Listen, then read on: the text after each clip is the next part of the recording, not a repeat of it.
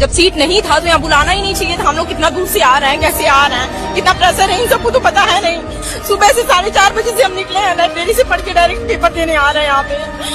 इन सबको तो हालत पता चल नहीं रहा है, चेहरा दिख नहीं रहा है। लड़कों के बोलने से जब कुछ हिल नहीं रहा है तो लड़कियों के बोलने से क्या हिलेगा यहाँ पे।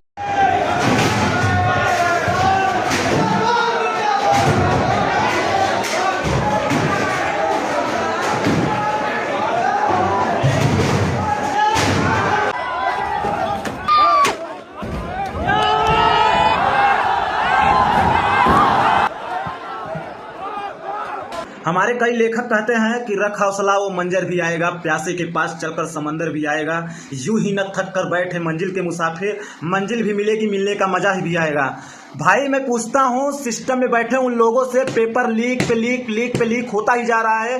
देश की बेटियां अपने घर की हर एक स्थिति बता रही हैं, 50-50 किलोमीटर दूर से चल के आ रही है पेपर देने, लेकिन सिस्टम है कैसे हो रहा है। हर एक सीट 13-13 लाख रुपए में बेचा जा रहा है, वो भी SSC GD का। एक रूम का सिस्टम नहीं हैक हो रहा है, 10 रूम का सिस्टम कैसे हैक हो रहा है, वो सिस्टम में बैठे लोग जवाब दे। मैं कहता हूं कि संविधान में आर्टिकल 21 क्यों है भाई, उसका भी कोई अधिकार है, समान अधिकार है, वो भी आप लोग हम लोगों से छीन रहे हैं, युवाओं से छीन रहे हैं, शिक्षित लोगों से छीन रहे हैं, उन बहनों से छीन रहे हैं जो रो रो के अपने घर का हाल बता रही हैं, अपनी स्थिति बता रही हैं, 6-6 हजार की नौकरी कर रही हैं, रो पड़ रही हैं मीडिया के सामने। अरे भाई कुछ तो शर्म करो, सिस्टम में बैठ के तुम लोग AC में मजा ले रहे हो बस, और कुछ नहीं। एक प्रोपोगंडा चलाया गया था देश की बेटियों के लिए कि बेटी बचाओ बेटी पढ़ाओ, कहाँ गई वो सारी बातें। शिक्षा मंत्री से मैं श्री धर्मेंद्र प्रधान जी से यही पूछना चाहता हूँ सवाल, क्या आप सिस्टम में इसीलिए आए हो, इसीलिए आपको मंत्री बनाया गया है शिक्षा मंत्री, बस देखते रहो, बस मजा लेते रहो, कान से सुनते रहो, बोलने के लिए एक भी वर्ड नहीं है आपके पास।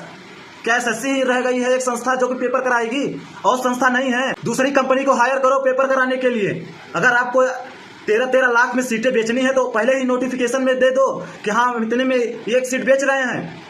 जो 13-13 साल से तैयारी कर रहा है बंदा, वो आपकी 50 लाख में सीट खरीद सकता है। जिस दिन ये युवा जाग गई ना, आप लोग समझ लो कि बहुत ही बड़ा प्रोटेस्ट होने वाला है।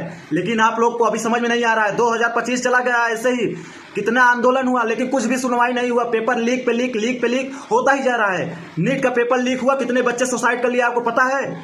37 लाख बच्चों ने पेपर का फॉर्म डाला था, कितनी कमाई की आपने, कभी दिखाया आपने कि हमने इतना कमाई किया। लेकिन आप फिर भी सिस्टम में बैठकर पेपर लीक का एक प्रोपोगंडा फैला रखा है, सीटें बेच रहे हो बस। देश के जितने भी युवा हैं उनसे कोई मतलब नहीं है, आपको बस सीट बेचना है। हम उन मंत्रियों से सवाल पूछेंगे जो चुनाव के वक्त आपसे वादे करते हैं, वो कहाँ गई वादे, वो सारी मीठे वादे, हम ये से ये कर देंगे, आज उनको दिखाई नहीं दे रहा है, सुनाई नहीं दे रहा है, कुछ बोल नहीं पा रहे हैं। भाई ये जितने भी नेता हैं ना, सब सारे दलाल हैं।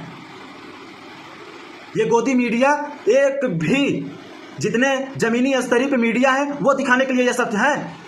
तुम लोग बस टाफी झालमुड़ा दिखाओगे, इटली में जा रहे हैं हमारे प्रधानमंत्री उनको दिखाओगे, लेकिन देश में अंदर क्या है वो नहीं दिखाओगे।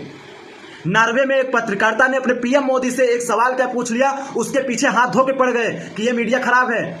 उसका पत्रकारिता नंबर पे रैंक नंबर 1 पे है, तुम लोग 157 नंबर पे हो, लेकिन फिर भी आप लोग इंडिया में क्या सिस्टम खराबी है वो नहीं दिखा रहे हो। लेकिन देश दुनिया में हमारे PM घूस रहे हैं, अगर एक टाफी दिखा दे, झालमुड़ा दिखा दे, बस वही चीज दिखाना है आप लोग। अरे कुछ तो युवाओं के बारे में सोचो, जो 15-15, 20-20 साल से तैयारी कर रहा है, घर छोड़ के अपने माँ बाप की शक्ल नहीं देख रहा है, अपने घर नहीं जा रहा है, अरे उसके बारे में तो सोचो। साले एकदम से बिक गए हो बे। अगर आप हमारे बात से सहमत हो तो ये वीडियो आप सभी के पास शेयर करो, फैला दो।